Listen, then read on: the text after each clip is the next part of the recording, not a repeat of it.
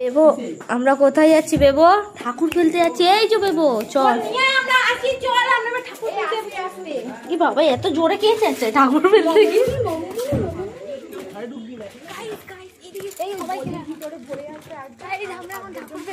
এখন বাজি ফাটা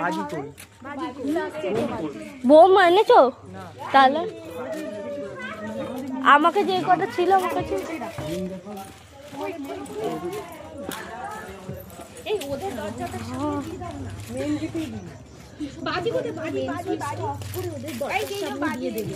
এটা কি ধরনের বাজি? বোম নেই।